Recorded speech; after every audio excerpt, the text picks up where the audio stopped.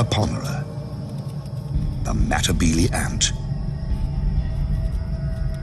These powerful predators are twice the termite size. With the colony's hunger driving her, a Matabele scout searches for a target.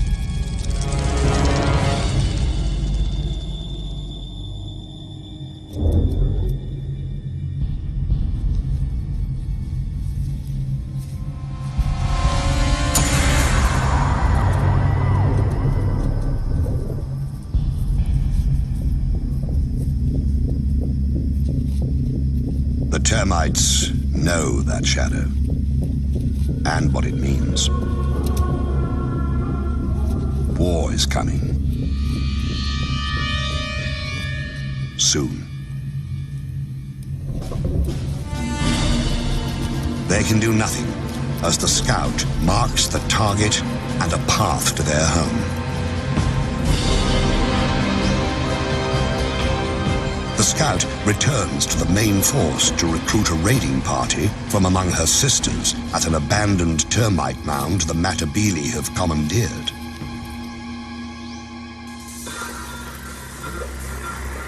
With a jolt of pheromones, the chemical message travels among the warriors. It's a perfect time to attack, early in the day, before the heat rises.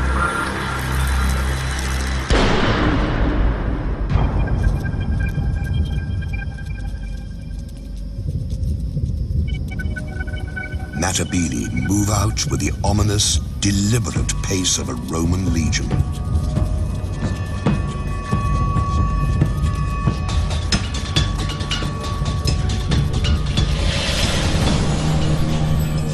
Like legionaries, the ants wear armor. Their exoskeletons can withstand all but the harshest blows. They sting with highly toxic venom. But their heaviest weapon is their jaws, able to rip opponents to shreds.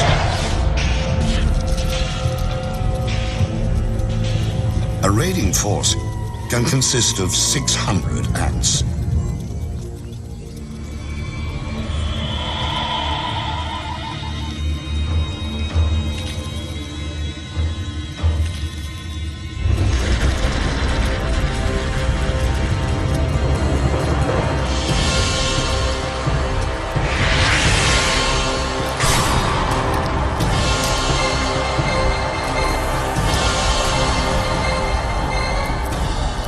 The first wave breaks the battlements, ripping open mud galleries, probing for cracks in the wood.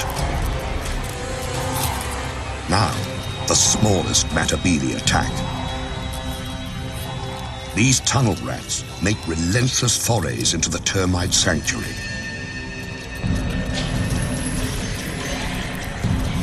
Heavier troops, some more than 2.5 centimeters long, line up for the grisly harvest. It's the devil's buffet. All you can kill, all you can carry.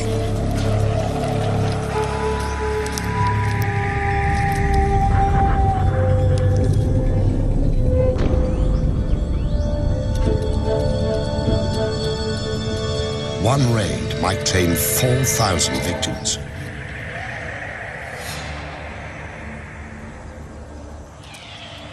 When the Matabele have all the dead termites they can manage, they head home. In a single day, a Matabele colony might send out 3 or 4 such forces.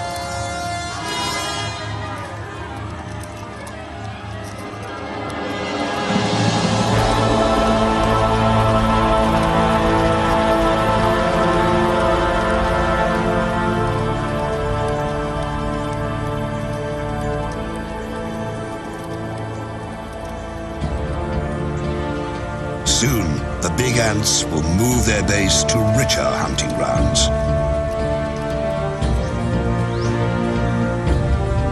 But today, their young will feast like kings, fattened on the spoils of war.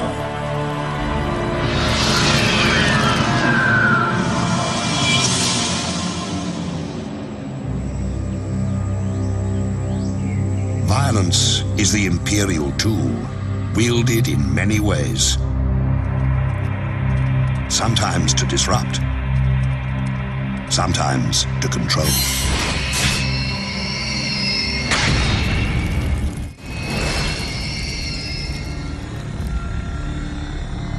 A queen can seize power with the victory of each individual soldier, or by overwhelming force. Some empires grow so large, they send everything fleeing before them.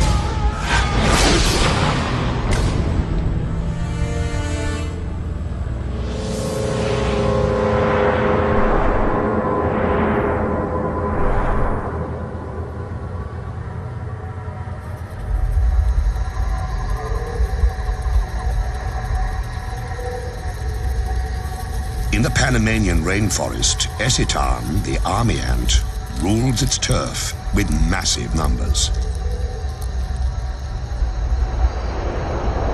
Army ants travel in deadly columns, a lethal force ever on the move.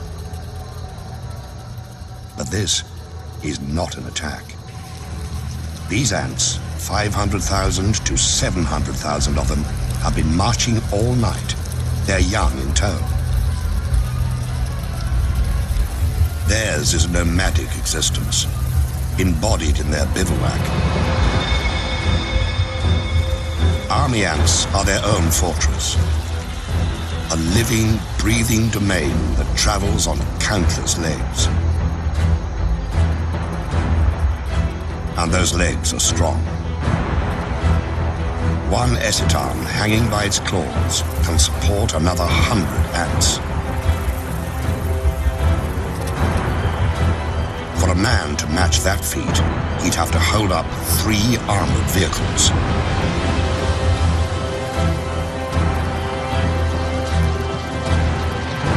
Deep in the recesses of this mass of ants are hidden 200,000 unhatched young, and the Esitan queen.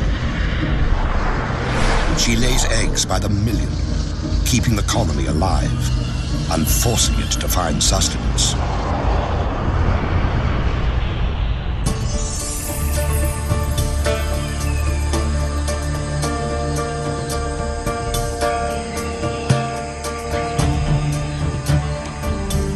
Dawn, and the bivouac stirs. After a night of stillness, the colony must feed. The meter-long mass of legs and feelers rouses itself into action.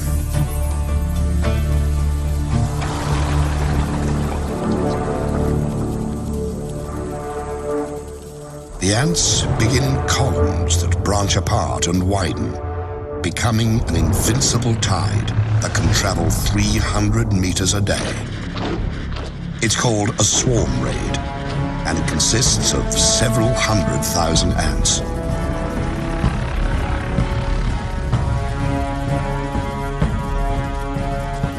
The ants move in a deadly wave, 15 meters across, driving all before them.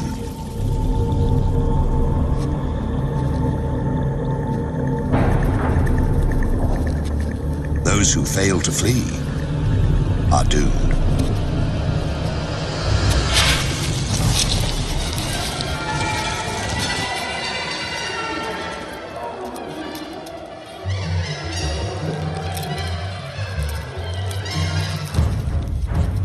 Whatever army ants can catch, they consume.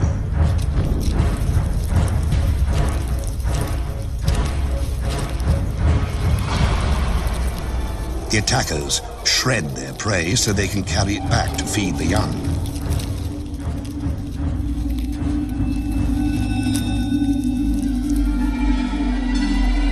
Army ants even overpower the land. They instinctively form bridges that carry the swarm over gaps and gullies. Across these living structures flows a steady stream of corpses. 30,000 a day.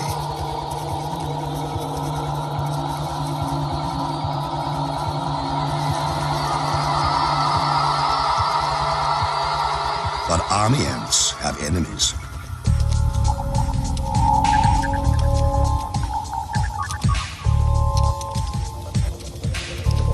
Along the swarm's edges, bandits try to pick off stragglers.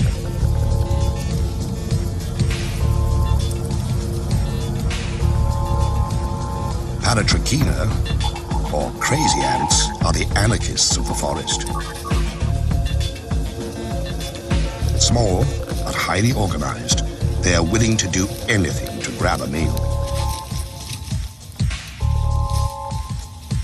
Infiltrate, attack, abscond, whatever it takes.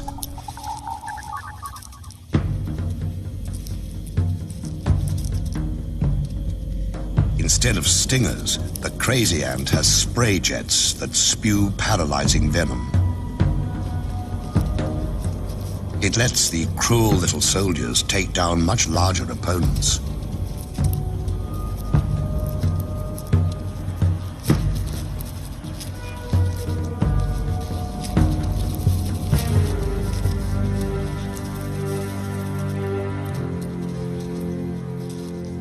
Army ants fear their crazy cousins for the chaos they unleash. The bigger insects have to fight for their lives against the anarchist throngs. At first, the crazy ant's venom stuns the army ants. Then the effects wear off, and the army ants regain their strength. They handily escape the tiny pirates and return to the business of the raid.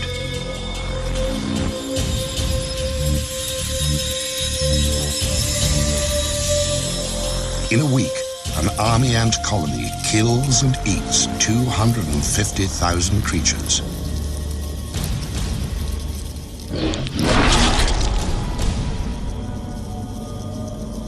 Ravaging the landscape, army ants shred its sense of order. In another kingdom, the ruler maintains control by any means necessary, even torture.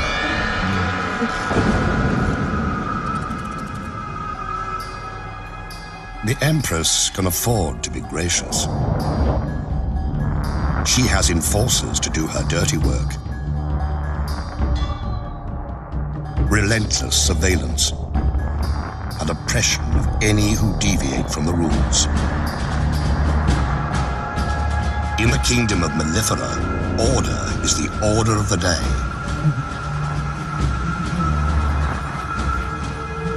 Every day. Mellifera, European honeybees, seem to lead a sweet existence, gathering pollen and turning it into gold.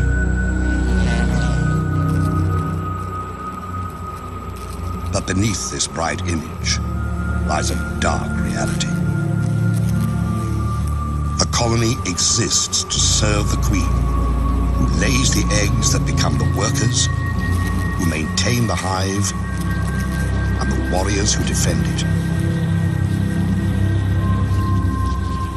Below the queen ranks the colony's young, its future. She who must be served and those who must survive dominate the hive's existence. But if something didn't keep the hive's inhabitants in line, bee society would fall apart. Every female has it in her to lay eggs, to be a queen. But the colony can have only one ruler. So, it has a police force to ensure that fact. Enforcer bees patrol constantly, checking cells, tracing the lineage of suspect eggs, making sure the guard bees stay on their fuzzy toes.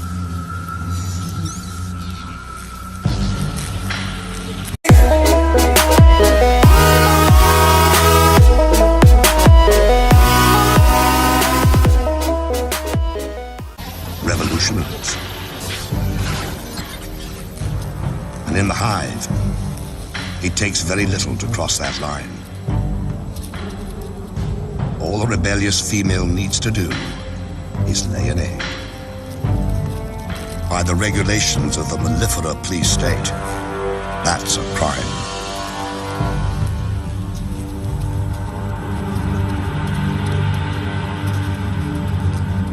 One bee is breaking the law. She deposits an egg in what she hopes is safety. If they thought they could get away with it, half the bees here would do the same. And the hive would fall into disarray. That's why police bees make their rounds, searching for evidence of insurrection.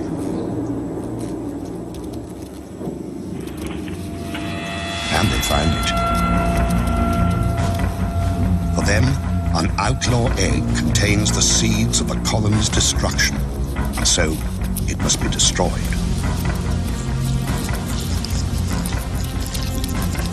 And to drive the lesson home, they brutalize the offender, keeping the hive safe and the queen's position secure.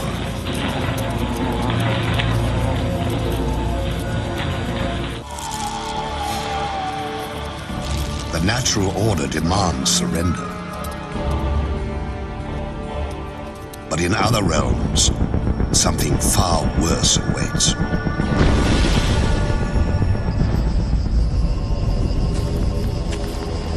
In the imperial domain, it is not enough to rule.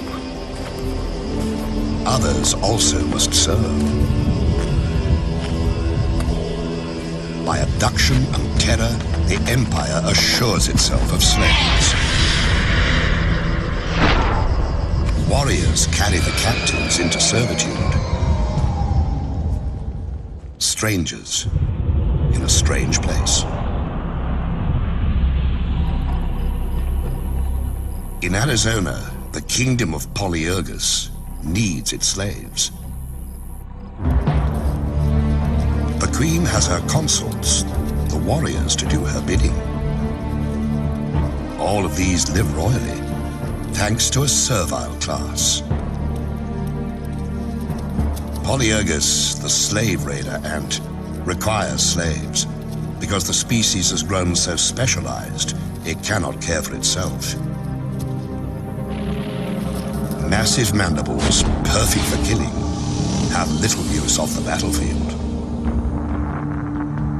So this kingdom has two societies: those who reign and those who serve. The servant ants, dwarfed by their masters, are of the species Formica. They forage for food, raise the royal young, minister to the queen's every need and those of her workers. Born into bondage, they will die slaves. But this kingdom has woes. Its Formica slaves are dying of old age. It's time for the slave-raiding Polyergus to do what they do best: kill and plunder.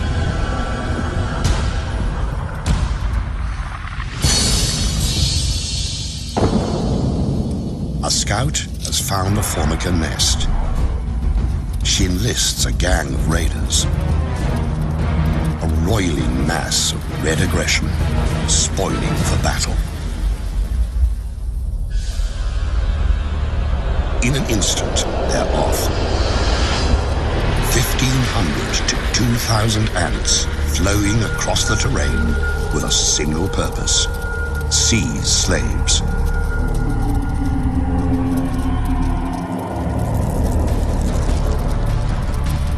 Streaming into the Formica nest, the Polyergus raiders unleash hell. They kill, but only when need be. They've really come to steal the unhatched Formica young.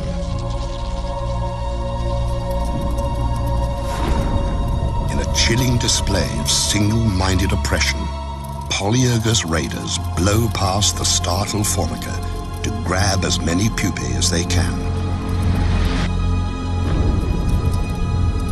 It's not unusual for raiders to carry off 500 to 800 new slaves, decimating a colony.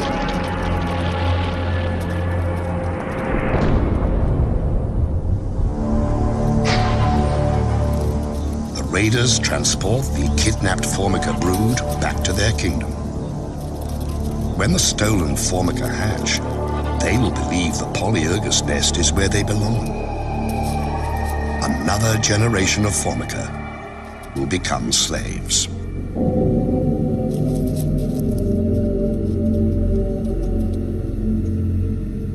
At the wrecked formica nest, the queen roams amid the ruins, her offspring abducted and enslaved. She has been spared, but in other realms, innocents suffer unspeakable horrors.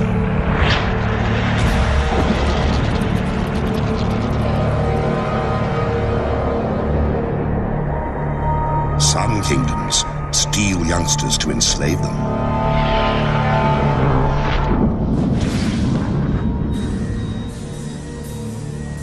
Others take no prisoners, slaughtering the defenseless to feed their own young. Winged horror has a name.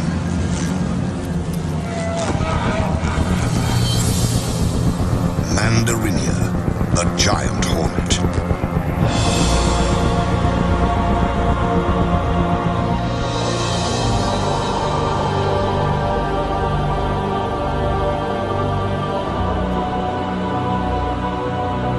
Their reach extends across Japan. Their empire reigns in dark, secluded places.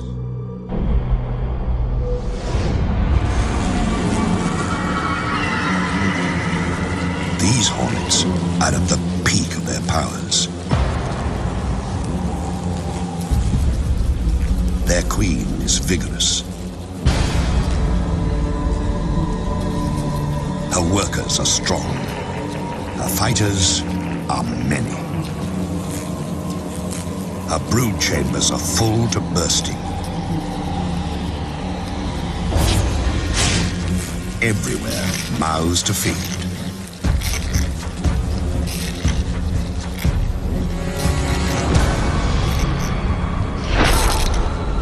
Countless larvae signal their relentless hunger by scratching at the walls of their cells. The grating drives the adult hornets into action.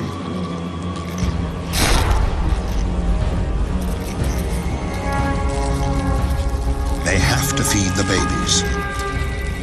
And hornet babies live on flesh, ground into meatballs, and delivered by their caregivers. The larvae must feed constantly.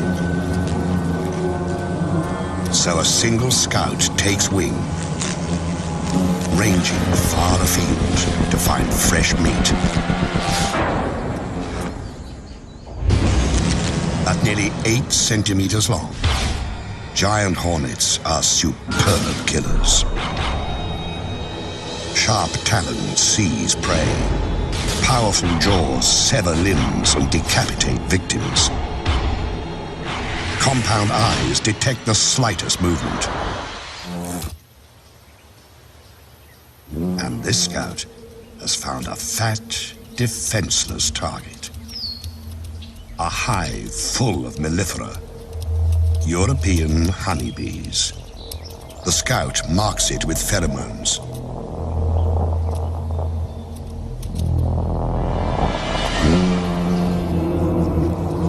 These bees aren't native to Japan. They arrived during the last century, imported because they produce more honey and are less combative.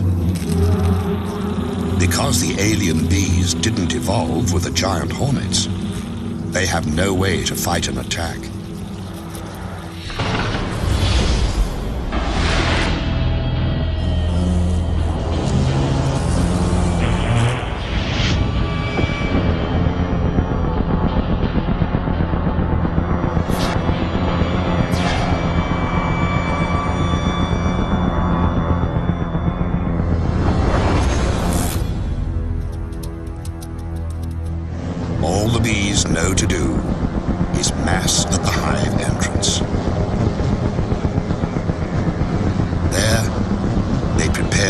fight to the death.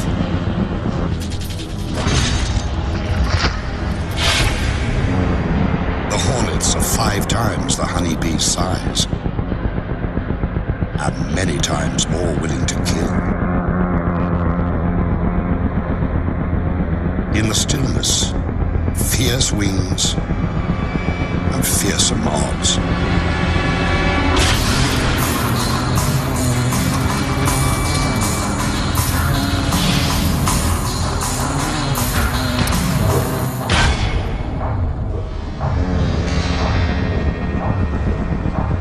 Valor has no place here, and yet the brave bees will not surrender or flee.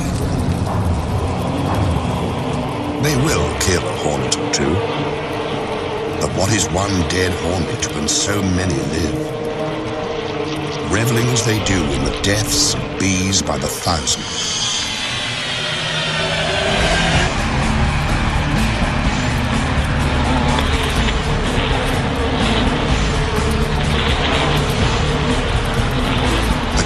Mounts, a foregone conclusion playing itself out to a horrifying end.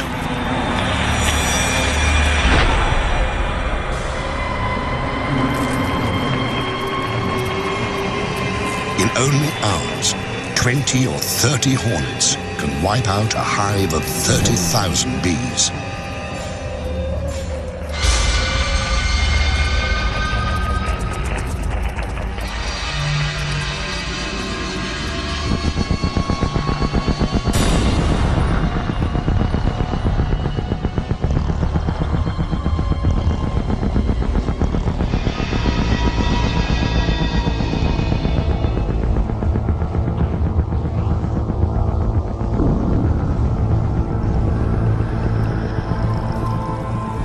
Killer hornets have reduced the defenders to a carpet of the dying and the dead.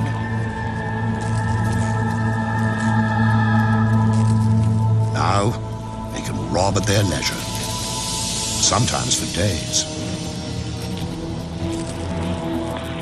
This bee colony is doomed.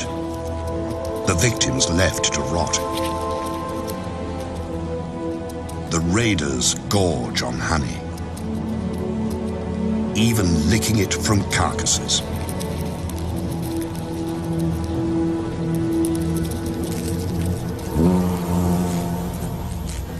The unborn bees will be chewed into protein paste and fed to the hornet young.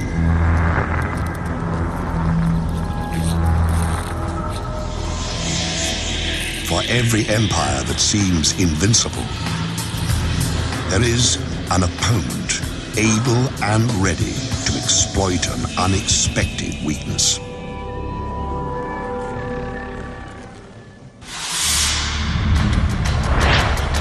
Empires attack, but they also must defend themselves. No matter how strong the fortress, the best defense is knowing your enemy.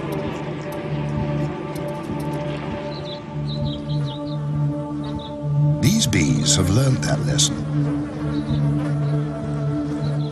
For eons, they have thrived in the giant hornet's deadly shadow. The bees of Sarana know the giant hornets send scouts to find their hives. To survive, these Japanese honeybees must capture and kill the hornet scout.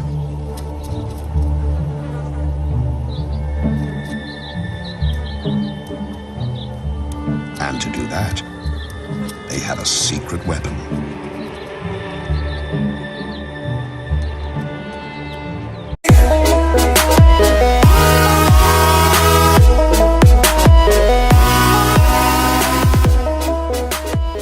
The enemy at the gate. The soldier bees pull back slightly. Their waggling signals a sneak attack. Yet enticing the hornet to enter their hive. When she takes a few sacrificial targets, the bees attack. halt, the defenders rush the Hornet Scout, enveloping her in a wave of bee bodies. But they don't sting. Instead, the bees crowd belly to belly against the invading beast. Vibrating their abdomens, they create a ball of heat that clasps the hornet at its livid core. It's a battle with narrow margins. The bees can stand temperatures up to 50 degrees. The hornet can only survive to 46. The temperature of the core, 47 degrees. For 20 minutes, the squirming orb presses onto its prey. Bees die. Others step up. If the scout escapes, all is lost.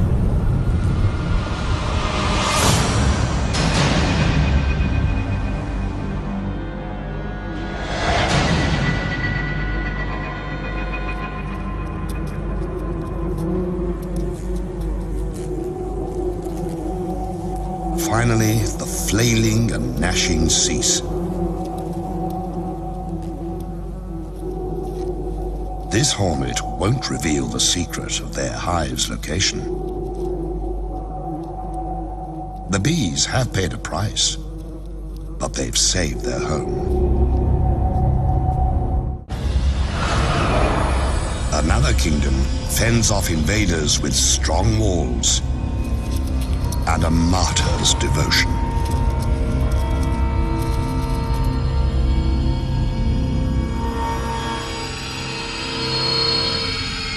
In the land of Macrotermes, jousting for territory and resources never relents.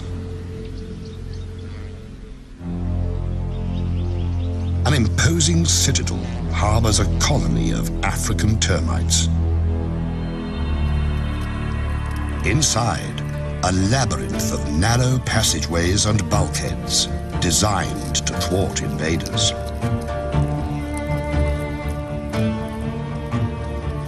The termites are watchful, lest their citadel fall. But kingdoms' fates often are decided at their borders. A remote outpost can be all that stands between survival and the empire's collapse.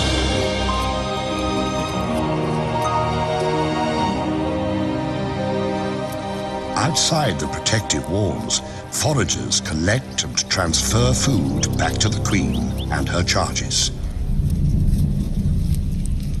They also watch for invaders.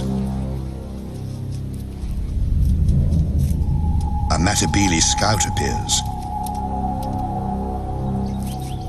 With their heads, termites send a subterranean alarm that ripples through the outpost.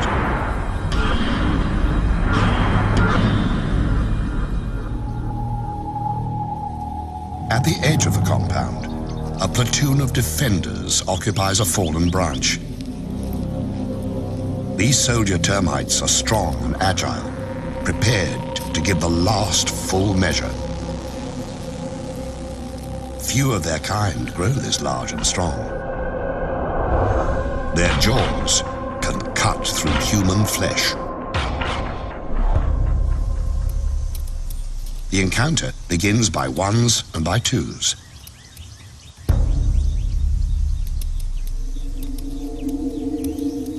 A raider infiltrates. A sentry patrols.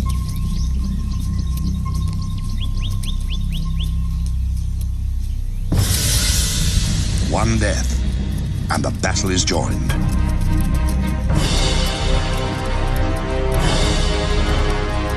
The ants stream forward, attacking with no mercy.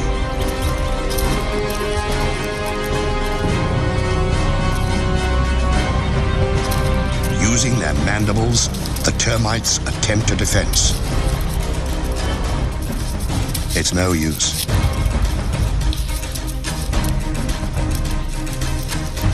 Some seek shelter, but there's nowhere to hide. Even the formidable termite guards are no match for the raiders' venomous stings, which destroy the termite's nervous system.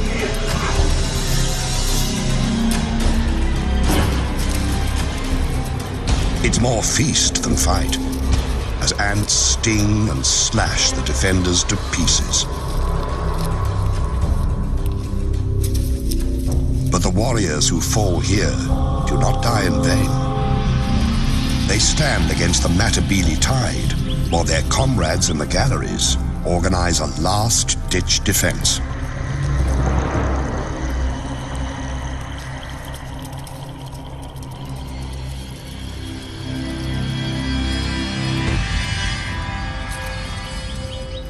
At the gates, the fighting intensifies.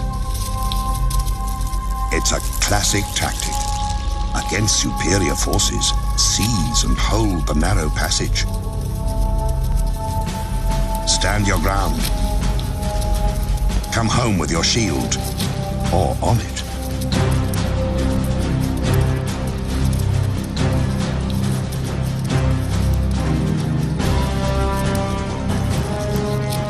The termite soldiers never relent. Sacrificing themselves, they buy precious time for defenders to seal off the embattled bunker.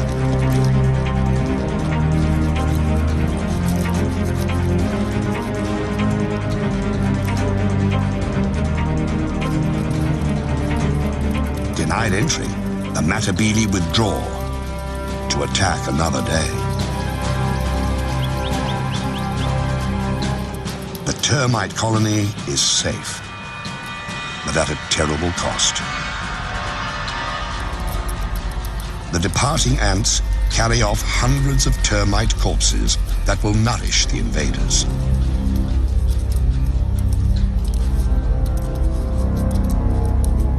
Clever strategies can prevail.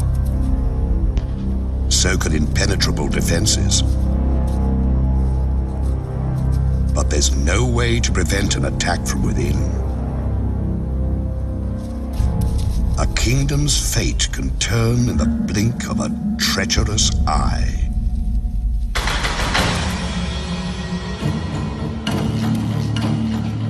Power belongs to those who hold it, and to those who seize it. An empress is only as safe as her courtiers allow. When danger stalks the halls, rulers do well to beware. In the kingdom of Polyergus, virgin queens have to steal empires for themselves. They cannot inherit this domain. The reigning queen will tolerate no rival. So, a would-be monarch must infiltrate a Formican nest, murder its queen, and steal her identity. To start their quest, young queens join a slave raid.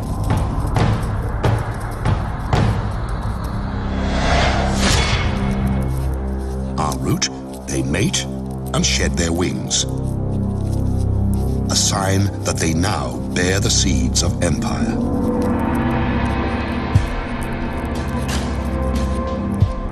One queen has picked her target. She approaches the Formican nest, ready to seize power. But before this killer queen can attack, she must evade her quarry's protectors. She releases a pheromone. Like a chemical spell, the scent neutralizes and repels the Formica defenders. The colony's heart is where the queen is, and the interloper means to pierce that heart.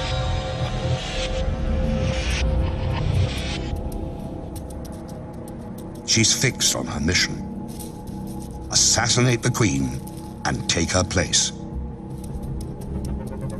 The pretender's sickle-shaped mandibles have one brutal purpose. When she confronts her rival, there's no hesitation. She savages her prey, not to eat her, but to steal her identity.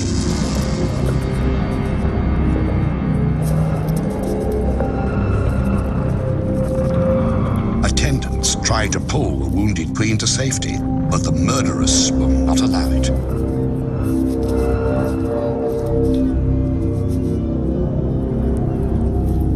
She laps up her victim's blood and rolls in her spilled fluids, thoroughly absorbing the monarch's essence.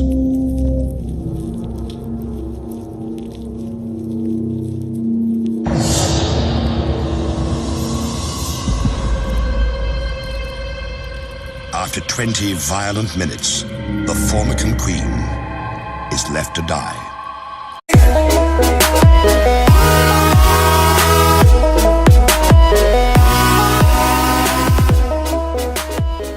They sting with highly toxic venom, but their heaviest weapon is their jaws, able to rip opponents to shreds. A raiding force can consist of 600 ants.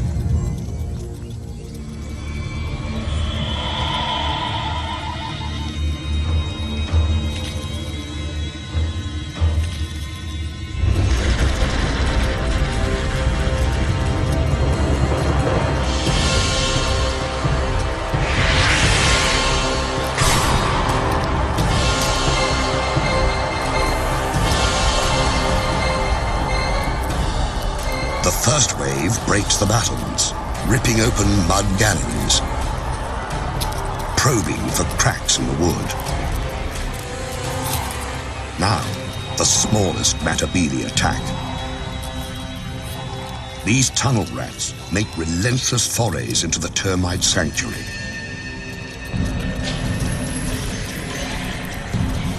Heavier troops, some more than 2.5 centimeters long, line up for the grisly harvest. It's the devil's buffet. All you can kill, all you can carry.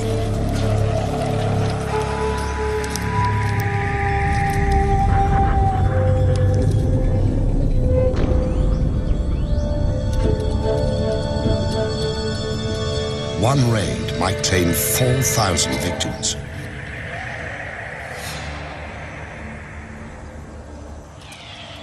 When the Matabele have all the dead termites they can manage, they head home. In a single day, a Matabele colony might send out 3 or 4 such forces.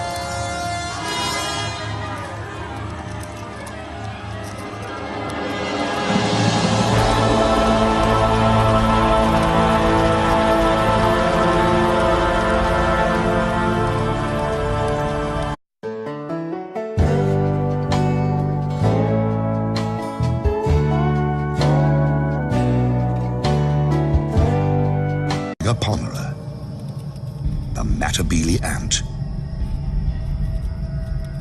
These powerful predators are twice the termite size. With the colony's hunger driving her, a Matabele scout searches for a target.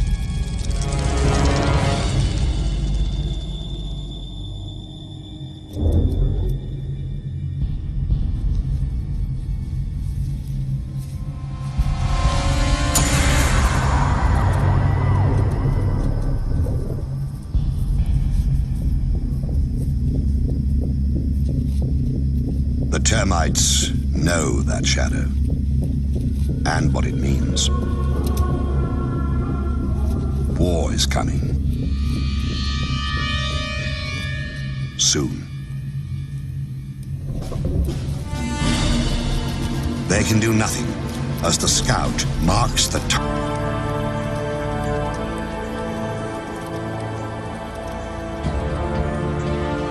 Soon, the big ants will move their base to richer hunting grounds.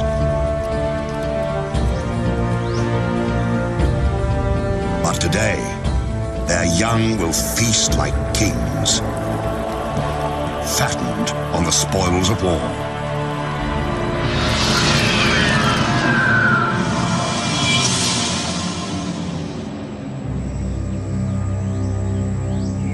Violence is the imperial tool, wielded in many ways. Sometimes to disrupt, sometimes to control.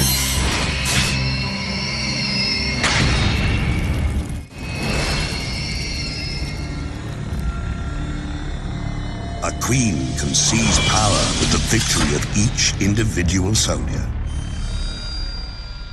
or by overwhelming force. Some empires grow so large, target and a path to their home. The scout returns to the main force to recruit a raiding party from among her sisters at an abandoned termite mound the Matabele have commandeered.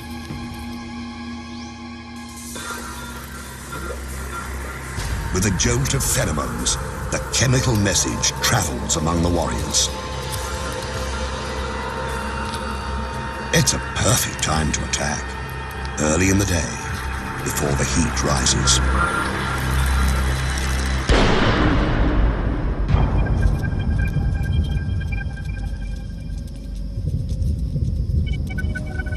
Matabele move out with the ominous, deliberate pace of a Roman legion.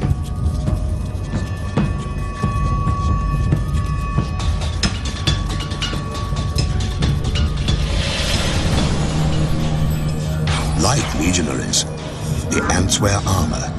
Their exoskeletons can withstand all but the harshest blows.